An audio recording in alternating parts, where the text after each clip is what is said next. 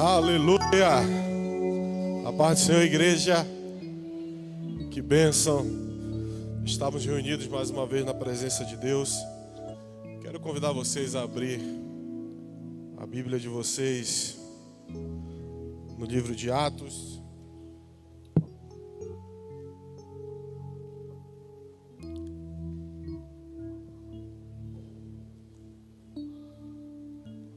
Capítulo 2, no verso 1. Nesse fim de semana,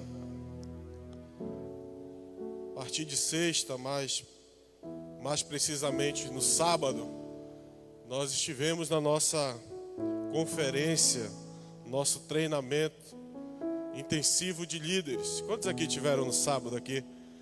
Foi bênção de Deus ou não foi? Quem achou que foi uma bênção, dá um glória a Deus aí. Tivemos aqui a nossa vida confrontada e tratada em muitas áreas da vida do líder, da vida do obreiro. E hoje o pastor deu a missão de trazer uma mensagem aos nossos corações, ainda falando sobre liderança, ainda falando sobre o derramar do Espírito Santo, ainda falando sobre ser cheio do Espírito Santo. Quantos aqui querem ser cheios do Espírito Santo? Quantos aqui querem receber o derramar de Deus sobre a sua vida, sobre a sua família, sobre o seu ministério? Quantos aqui creem que 2025 será um ano de viver o extraordinário, de viver um ano de crescimento, de viver um ano de provisão? Quantos creem? Aleluia! Atos capítulo 2, verso 1. Vamos ler alguns versículos.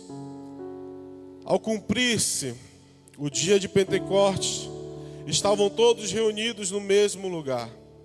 De repente veio do céu um som como de um vento impetuoso, e encheu toda a casa onde estavam sentados. E apareceram distribuídas entre eles línguas como de fogo, as quais pousaram sobre cada um deles. Todos ficaram cheios do Espírito Santo e começaram a falar em outras línguas, segundo o Espírito lhes concedia que falassem. Vamos pular para o verso 14. Então Pedro se levantou junto com os 11, e erguendo a voz, dirigiu-se à multidão nestes termos: homens da Judeia, e todos vocês que moram em Jerusalém, tomem conhecimento disto e prestem atenção no que vou dizer. Verso 16. Mas o que está acontecendo é o que foi dito por meio do profeta Joel, e acontecerá nos últimos dias. Diz Deus, que derramarei o meu espírito sobre toda a humanidade, sobre toda a carne. E os filhos e as filhas de vocês profetizarão. Os seus jovens terão visões, e os seus velhos sonharão. Verso 18. Até sobre os meus servos e sobre as minhas servas derramarei o meu espírito naqueles dias, e profetizarão. Erga suas mãos aos céus por um instante. Eu queria te convidar a você pedir a Deus e falar a Ele: Senhor, derrama teu espírito sobre a minha vida. Derrama teu espírito, Senhor, sobre a minha vida, sobre o meu ministério.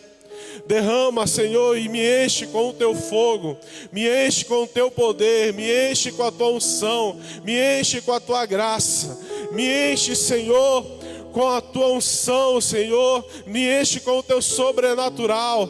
Derrama, Senhor, sobre as nossas vidas, Pai, o teu poder, a tua graça, Senhor. Oh Deus, tu és santo. Oh Deus, tu és poderoso. Deus, tu és digno de toda a honra, de toda a glória, de todo o louvor, de toda a adoração. Diga que Ele é santo, diga que Ele é santo, diga que Ele é poderoso. Abre a tua boca, igreja, e adora. Adora ao Senhor, glorifica ao Senhor, exalta ao Senhor. Aleluia. Dê uma salva de palmas ao Senhor. Instante. Queridos, Pedro e os discípulos, após receberem o derramar do Espírito Santo, Pedro, juntamente com os discípulos, ele se coloca de pé e começa a declarar o que está escrito em Joel, capítulo 2. E ele diz assim, começa dizendo: isto é o que havia. Eu acho interessante que Pedro poderia citar outros profetas, como Isaías, Ezequiel, mas ele entende que aquele momento de derramar do Espírito sobre a vida dele, sobre a vida dos discípulos, é o início do cumprimento da palavra e da promessa que está estabelecida em Joel capítulo 2. E essa promessa, meu irmão e minha irmã, pastor, líder, continua para mim e para você até os dias de hoje, conforme está escrito lá no verso 20: antes que venha o grande dia, o glorioso dia do Senhor. Isto é, o derramar do Espírito continua disponível para você, para mim, para os nossos filhos, para os nossos velhos, para as nossas crianças, para os pastores, para os líderes. O derramar do Espírito continua jorrando para mim e para você. Quantos aqui querem ser cheios? Quantos aqui querem ser cheios? Quantos aqui querem cheios? Quantos aqui querem que o cumprimento dessa promessa seja estabelecido sobre a sua vida e sobre o seu ministério? Se é verdade, dá um glória a Deus e um aleluia aí no teu lugar. Oh, aleluia. E Pedro, ele nos mostra e nos ensina nesse texto a necessidade de nós termos sobre a nossa vida o derramar do Espírito Santo. Em Lucas capítulo 24, verso 49, diz assim, Jesus dizendo: eis que viu sobre vós a promessa de meu Pai. Permaneçam, pois, na cidade até que vocês sejam revestidos do poder que vem do alto. Jesus ordenou que os discípulos ficassem em Jerusalém até que fossem revestidos do poder que vem do alto.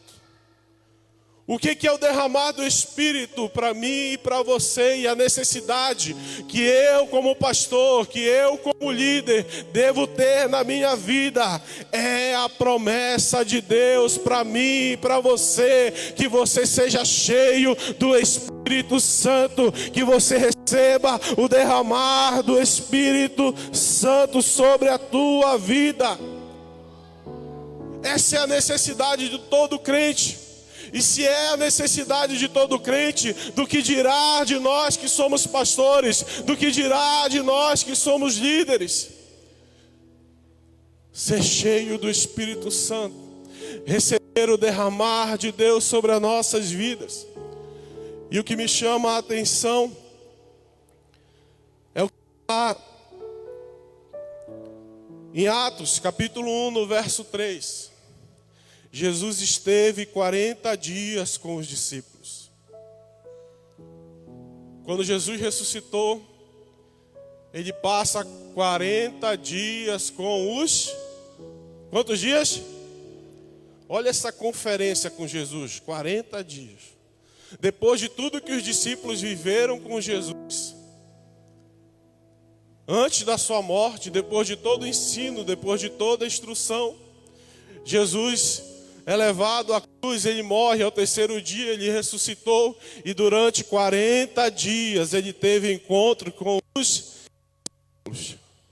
Eu fico imaginando, tentando raciocinar isso, dizendo assim: o que os discípulos não receberam durante esses 40 dias, que ainda era necessário que eles voltassem para Jerusalém e ficassem aguardando lá até que eles recebessem o poder que vem do alto.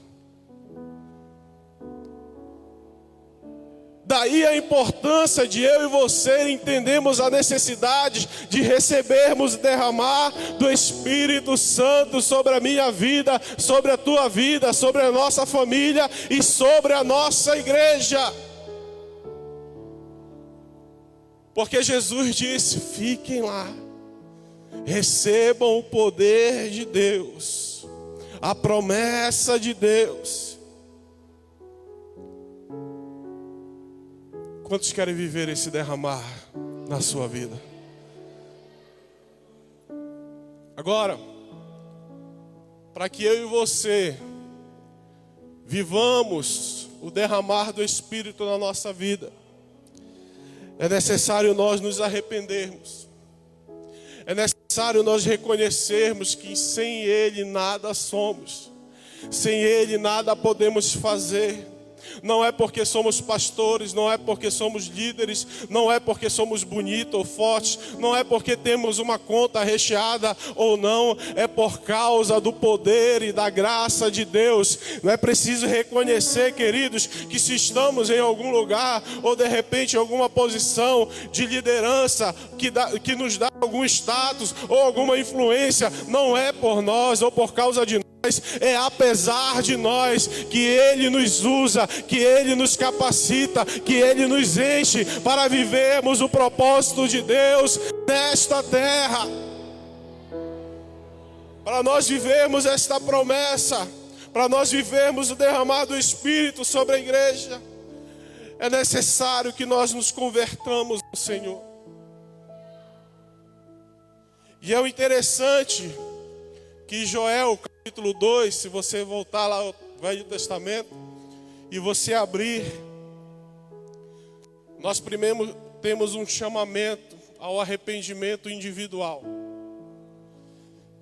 que está lá no verso 12, que diz assim: ainda assim, agora mesmo, diz o Senhor, convertam-se a mim de todo o coração, com jejuns, com choro e com pranto. Rasguem o coração e não as suas roupas. Convertam-se ao Senhor, o seu Deus, porque Ele é bondoso e compassivo, tardio em irar-se e grande em misericórdia, e muda de ideia quanto ao mal que havia anunciado. Joel, ele proclama, o profeta Joel, e exorta o povo de Israel, dizendo a cada um deles que era o tempo de buscar ao Senhor, era o tempo de voltar o coração a Deus, de se arrepender dos seus pecados e entregar a Ele a nossa adoração, a nosso louvor, entregar a Ele a nossa vida, entregar a Ele tudo o que somos, nos arrepender de todo o nosso coração, com jejuns, com oração, com pranto, com choro. Se queremos viver, igreja, um tempo de sobrenatural, de derramar do Espírito, é necessário que a gente volte o nosso coração a Deus e se arrependa disso. Existe um chamamento individual. Eu não posso pedir perdão por você. Eu não posso adorar por você. Eu não posso clamar por você. Eu não posso jejuar por você. Você tem que fazer a sua parte. Ah, pastor, você não pode interceder? Posso sim, e vou continuar orando. Assim como eu oro pela minha esposa, assim como eu oro pelos meus filhos, assim como eu oro por esta igreja. Mas aquilo que a minha esposa tem que fazer, eu não posso fazer por ela. Aquilo que qualquer obreiro aqui tem que fazer, eu não posso fazer por você. E o que nós estamos vivendo nesses 21 dias é este tempo de nós voltarmos o nosso coração a Deus, clamarmos a Ele, pedirmos a Ele direção, nos arrependermos dos nossos pecados, da nossa iniquidade, pedir para Deus: Senhor, vê se há algum caminho mau na minha vida, vê se há algo na minha vida que não está te agradando, que está me afastando da Tua presença, que está me levando para o caminho que não é a Tua vontade. Este é o tempo, querido, de nós nos arrependermos diante do Senhor.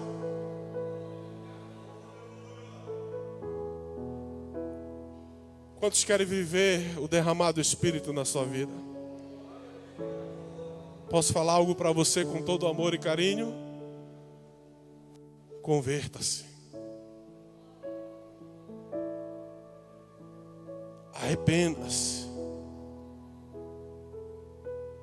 Chore diante dele. Clame diante dele. Existe também, queridos, um chamamento coletivo. Existe também, queridos, um chamamento para a igreja, para o corpo de Cristo. Cadê o corpo de Cristo aqui?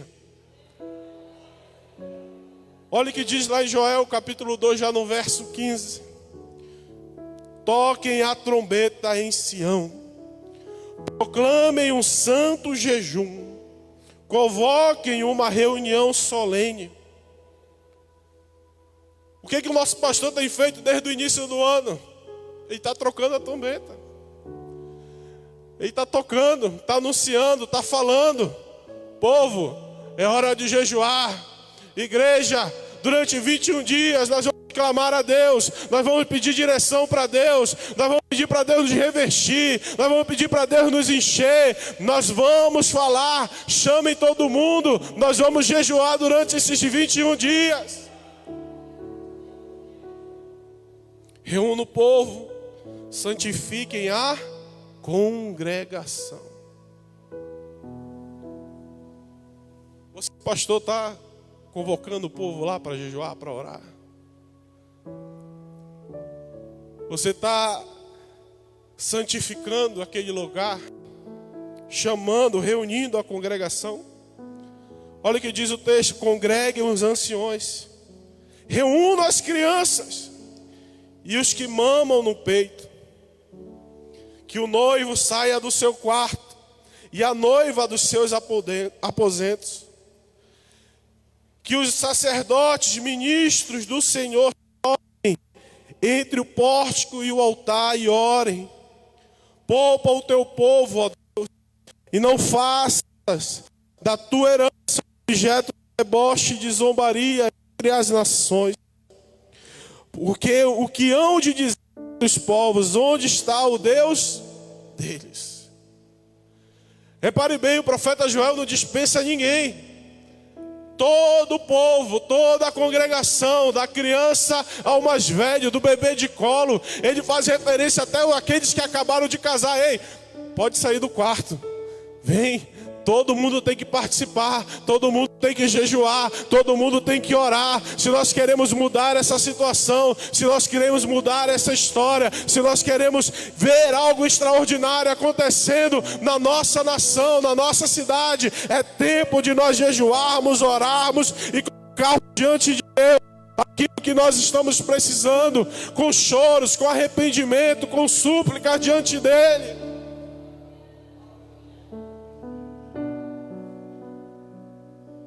Quando o profeta Joel escreve esse texto, Israel está passando por uma grande tribulação, uma grande praga está assolando Israel, destruindo as plantações, e destruindo as plantações vai destruir a economia daquele tempo, vai destruir a nação, porque como é que eles vão sobreviver? E o profeta Joel, ele tem uma direção e uma revelação do Espírito Santo, o que eles têm que fazer. E é isso que ele faz: chama, convoca, informa pastores, sacerdotes, líderes, mulheres, crianças. Vamos orar. Você quer mudar a realidade daquela congregação? Você quer mudar a realidade daquela rua? Nós queremos mudar a realidade de Marituba. Nós precisamos sair da onde estamos, nos reunir como igreja, como povo de Deus, para orar, para buscar a presença dEle, com choro, com súplicas, e pedindo a Deus que derrame o seu Espírito sobre nós, para que Ele mude a situação, para que Ele nos poupe do seu juízo e das tribulações que estão acontecendo. Levante um clamor, ore.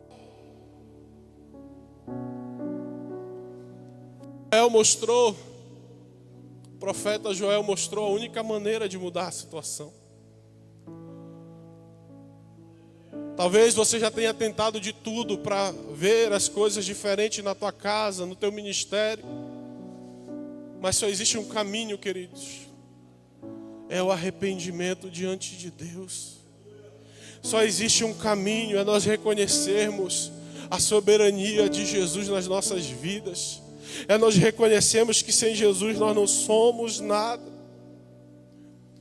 E é por isso que é bem provável, quase certeza,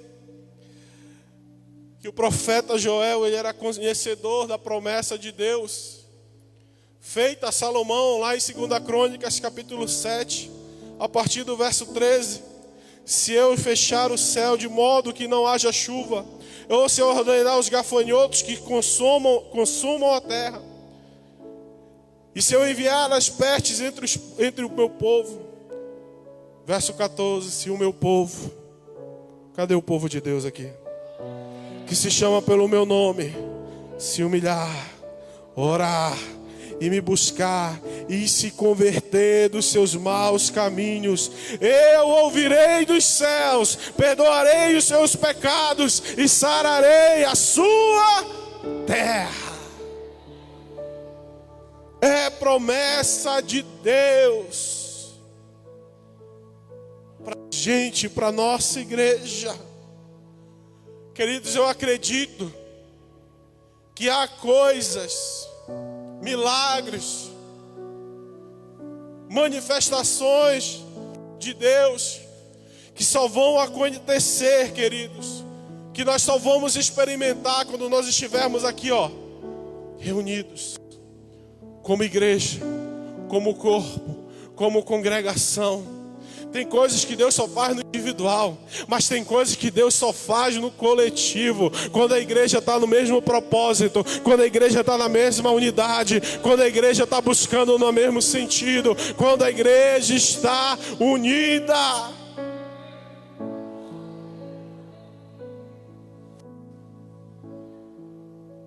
Quando Deus, Ele encontra um povo que está com seus corações entregues, está com seus corações prostrados. Quando Deus ele encontra líderes que se unem em oração, líderes que se unem no jejum, no clamor, pelo derramar do Espírito Santo, sabe o que acontece? Diga assim comigo, Ele vem. É a promessa. Todas as vezes que nós nos unimos em oração, em clamor, em busca, em arrependimento, a promessa de Deus para mim e para você: e eu ouvirei dos céus, perdoarei os seus pecados e sararei a sua terra.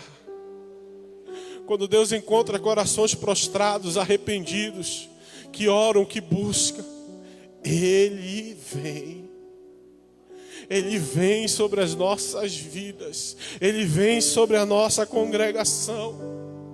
Ele vem sobre a família.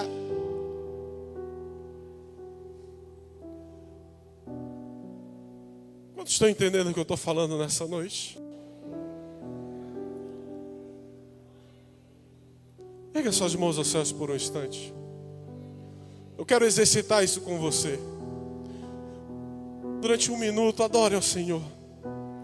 Busque ao Senhor.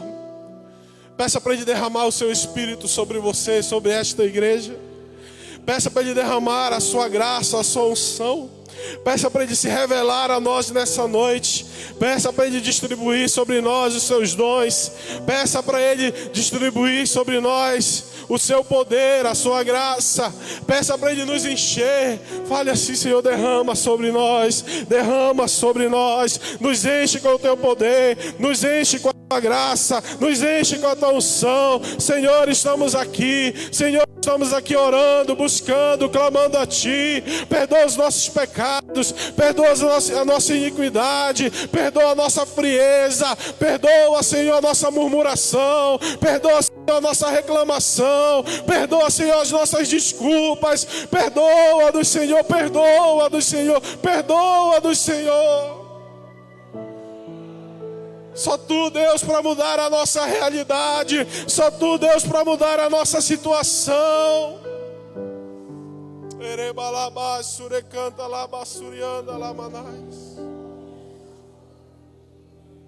Santo, santo é o Teu nome. Santo, santo é o Teu nome.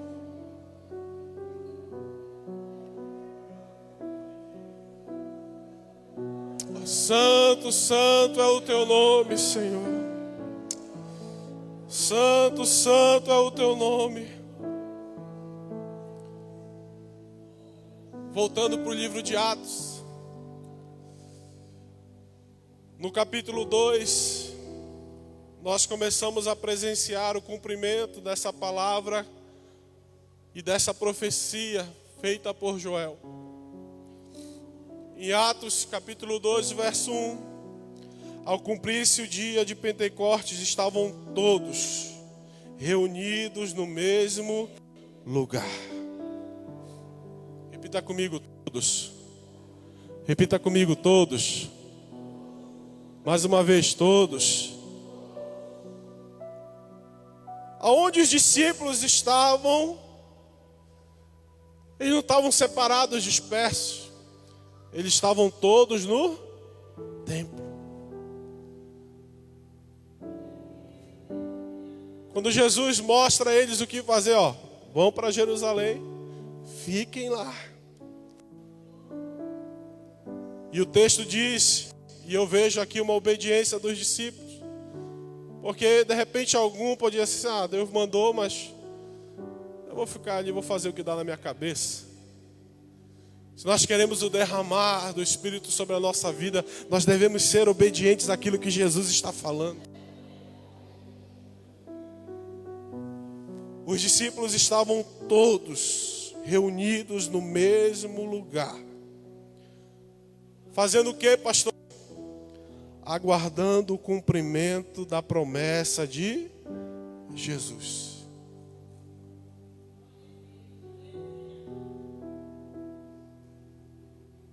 Atos capítulo 1, verso 5. Porque João, na verdade, batizou com água, mas vocês serão batizados com o Espírito Santo dentro de poucos dias.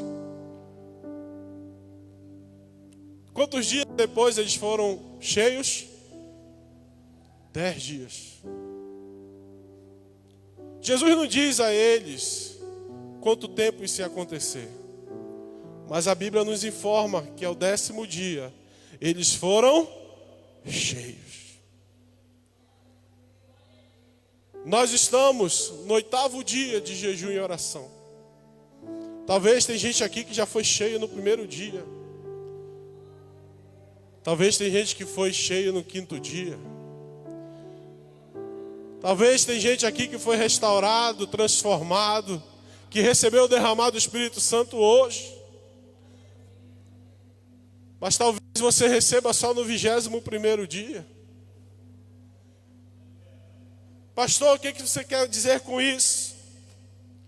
O que os discípulos estavam fazendo enquanto eles estavam lá, obedecendo? Em primeiro lugar, aguardando o cumprimento da promessa. Em segundo lugar, eles estavam orando.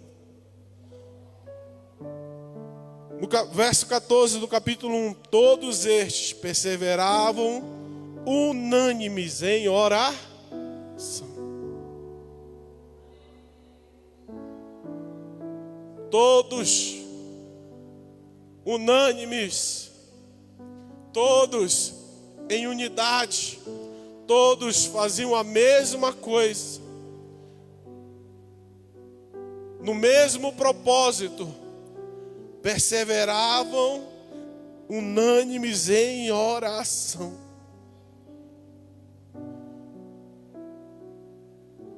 Às vezes você vai para um culto, você participa de um clamor,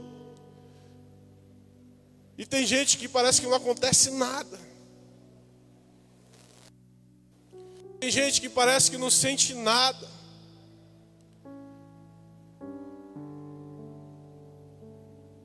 Sabe por que isso acontece? Porque você às vezes vai para um culto só para olhar o que vai acontecer, só para olhar mais uma programação. Ah, eu vou porque convocaram. Mas o seu coração não está prostrado. O seu coração não está clamando. O seu coração não está em unidade com a igreja.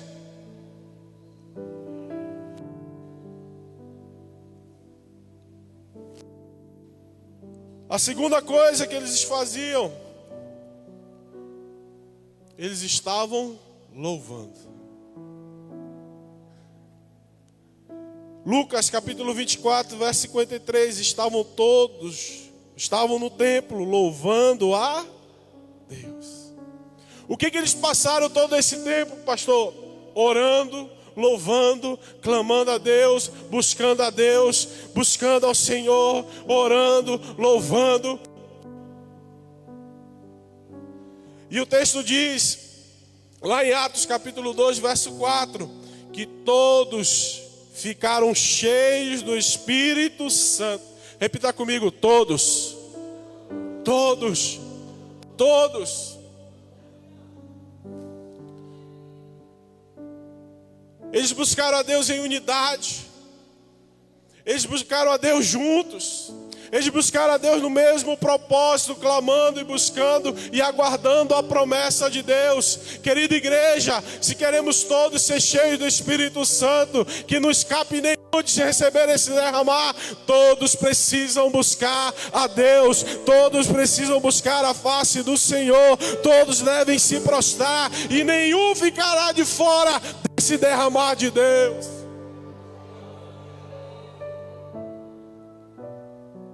É por isso que eu quero encorajar você. Se de repente você chegou a esse 8º dia, está ouvindo agora do jejum e da oração, ou não vinha fazendo, entre conosco nesse propósito.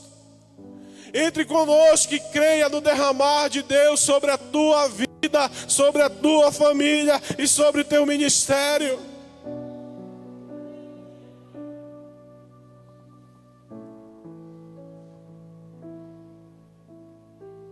Houve o derramar do Espírito sobre a vida dos discípulos. E eu não posso deixar de falar um pouquinho mais de Pedro. Porque quem puxa, quem lidera, quem comanda esse mover após serem cheios é Pedro. Em Atos 2, verso 4, então Pedro se levantou, junto com os 11, e erguendo a voz, dirigiu-se à multidão. Olha, esse Pedro agora é totalmente diferente. Nós vemos um Pedro agora corajoso. Nós vemos um Pedro agora ousado.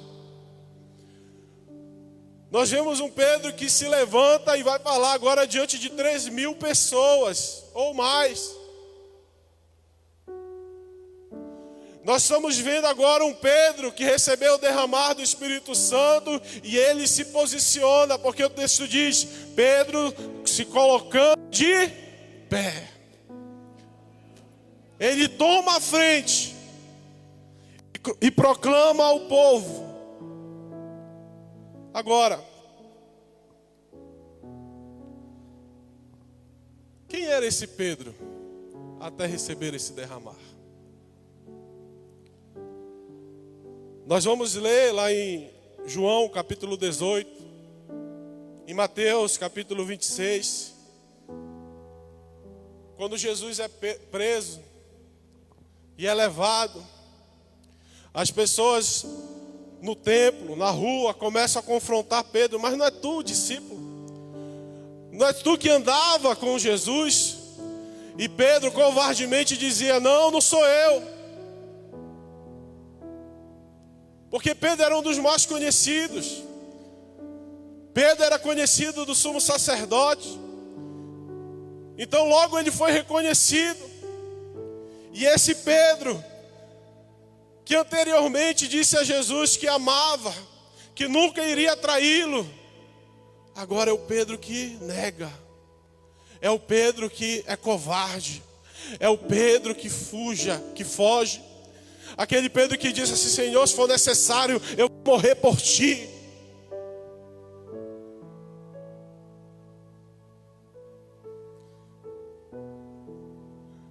Me lembrei de uma comparação, eu posso falar? É que nem uns que chegam com um pastor dizendo assim: pastor, pode contar comigo, pastor, eu estou com o senhor até o final. Pode me colocar, pastor, que eu estou com o senhor.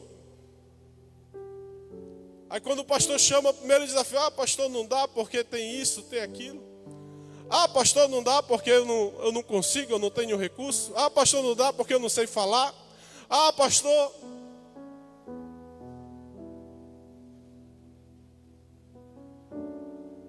E muitas das vezes, queridos, o que nós estamos fazendo é que nem Pedro fez. Porque quando Jesus nos chama para fazer algo, e nós não aceitamos, e nós não queremos, nós estamos negando a Jesus. Nós estamos negando aquilo que Ele está propondo para a nossa vida. Quantos estão entendendo o que eu estou falando? E o texto diz que após a terceira vez que Pedro negou Jesus, no verso 27 de Mateus, no final, Pedro saiu dali chorando amargamente. Ali começou o processo de arrependimento na vida de Pedro. Porque quando o galo cantou a terceira vez, ele veio à memória aquilo que Jesus tinha dito para ele. E eu acho interessante que mesmo ele sabendo, ele ainda pecou. Ele ainda negou. Tem gente que faz do mesmo jeito, sabe que é pecado e ainda peca, verdade não é? Mas depois acontece um fato na vida de Pedro. Depois que Jesus é morto, ele ressuscita, ele começa a aparecer aos discípulos. E em dado momento, lá em João capítulo 21, verso 15, Jesus aparece a Simão, aos discípulos. E depois de eles comerem aquela refeição, aquele peixe, Jesus puxa um diálogo com Pedro. E Jesus diz assim, depois de terem, João capítulo 21, verso 15, depois de terem comido, Jesus perguntou a Simão Pedro: Simão, filho de João, você me ama mais do que esses outros me amam? Jesus está confrontando e começa a tratar a vida de Pedro, dizendo assim: Pedro, tu me ama mais do que todos esses que estão aqui? Tu me ama mais do que o teu irmão, do que todos esses? E aí Pedro lhe responde: sim, Senhor, eu o amo. Então Jesus lhes diz: apacenta os meus cordeiros. Quando Jesus fala em cordeiros, ele está fazendo a referência aqui aos novos convertidos, aqueles que são novos na fé. E Jesus começa a confrontar Pedro e diz assim: se tu me amas mesmo, a partir de hoje eu quero que você cuide, pastoreie aqueles que estão começando na fé.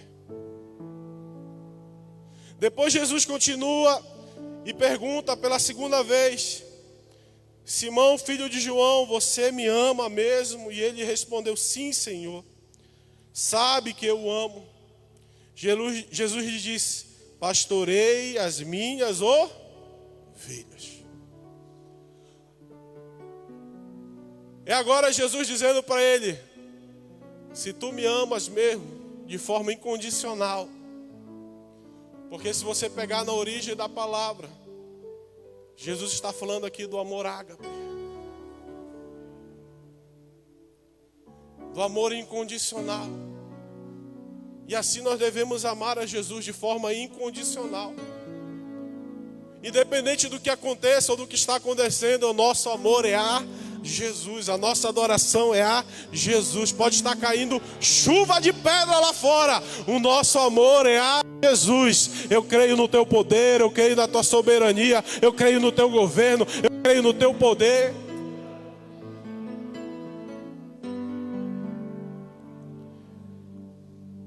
E Jesus fala para eles: não, se tu me ama, agora apacenta as minhas ovelhas. O que são as ovelhas aqui, queridos? São aqueles que já estão na fé. Porque o cordeiro é o bebezinho. É aquele que acabou de nascer. Mas a ovelha aqui que Jesus fala são aqueles que já estão maduros na fé e que precisam ser apacentados, isto é, cuidados.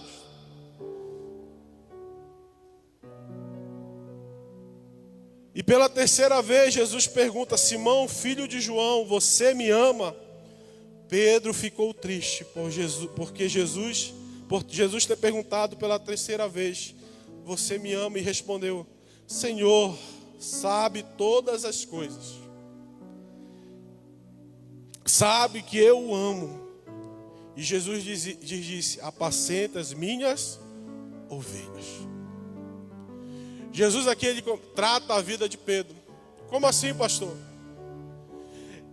Pedro diz e começa a reconhecer e saber que Jesus sabe de todas as coisas. Isto é, aquilo que Pedro tinha feito lá atrás, aquilo que ele tinha negado, a vergonha que Pedro tinha passado, a negação de Jesus, de Pedro. Jesus sabia de todas essas coisas. E naquele momento, mesmo assim, o propósito na vida de Pedro permanecia de pé.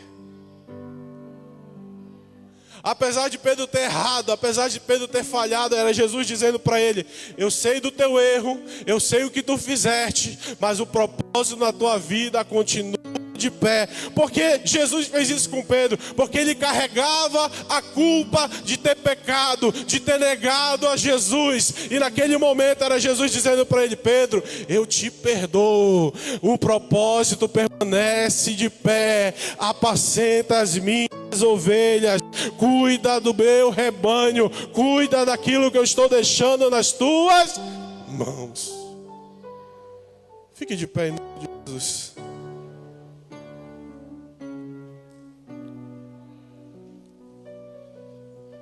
Jesus, ele faz isso também na frente dos discípulos. E sabe por que Jesus faz isso? Para retomar a moral de Pedro. Para que os discípulos não viessem mais mangar com a cara de Pedro, tirar graça com Pedro. Mas não era tu, não foi tu que negou, tu era o bonzão lá que dizia que ia morrer e tal, e tu, na verdade tu fugiu. Era Jesus reafirmando o propósito, o poder e a graça que estava estabelecido sobre a tua vida. O que eu quero dizer para você, querido, é que não importa o que você fez, não importa se o quanto você errou, se você pedir perdão para Deus, se você se humilhar, o propósito permanece de pé. Ele vai agir na tua vida, Ele vai te encher de poder, de graça e de unção. E esse mesmo Pedro, que agora começa a seguir Jesus, e para onde Jesus manda ir, ele vai. Por fim, ele passa esses tempos com Jesus. E quando ele sobe aos céus, manda: olha, Pedro, agora vai para lá com os discípulos e fica em Jerusalém até que vocês recebam poder, poder, poder, poder, poder, poder, poder. E esse Pedro que recebeu o derramado do Espírito Santo, agora é o Pedro que está lá em Atos capítulo 2, verso 34, pregando para mais de 3.000 pessoas. Onde depois dele ter anunciado a salvação, a morte e a ressurreição de Cristo, após ele ter falado do plano redentor, o povo começa a perguntar para Pedro e para os discípulos. E no verso 38 Pedro responde: o que nós fazemos agora diante de toda essa informação? E Pedro disse: arrependam-se, cada um de vocês, sejam batizados em nome de Jesus Cristo para a remissão dos seus pecados. Vocês receberão o dom do Espírito Santo, porque essa é a promessa para vocês e para os seus filhos. E para todos aqueles ainda que estão longe, isto é, para todos aqueles que o Senhor nosso Deus chamar, para quem está disponível derramado o Espírito, para todos aqueles que chamarem pelo nome de Deus, pelo nome de Deus, pelo nome de Deus. Então, se você quer ser cheio, se você quer receber o derramado Espírito Santo, clame pelo nome de Jesus, clame pelo nome de Jesus, porque nesse nome há poder, nesse nome há poder, nesse nome há poder. E Pedro, que antes era um covarde, Pedro que antes se escondia, agora estava lá diante de uma multidão. E naquele dia 13.000 pessoas foram batizadas e foram acrescidas no povo de Deus.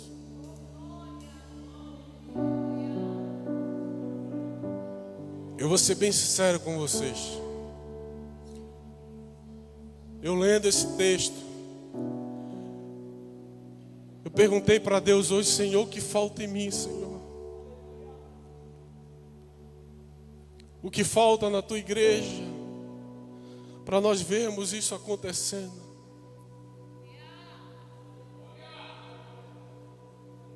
É o que eu me pergunto.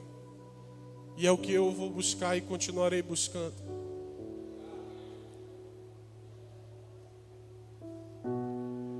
Se a palavra de Deus diz que a terra, que os campos estão prontos, que todos os domingos, todas as quartas-feiras, todas as sextas-feiras, todas as vezes que houverem cultos nos templos, cruzadas nas ruas, possam ter multidões se rendendo ao nome de Jesus. Por quê? Porque o derramar do Espírito Santo sobre as nossas vidas vai nos usar para este tempo.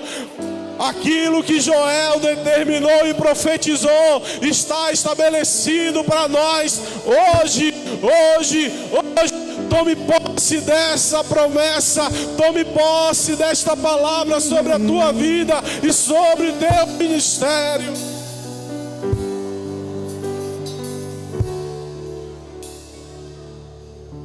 Eu não sei você, mas eu quero ser um líder e um pastor cheio do Espírito Santo, que recebe o derramar do Espírito todos os dias. Eu vou passar o microfone para o nosso pastor.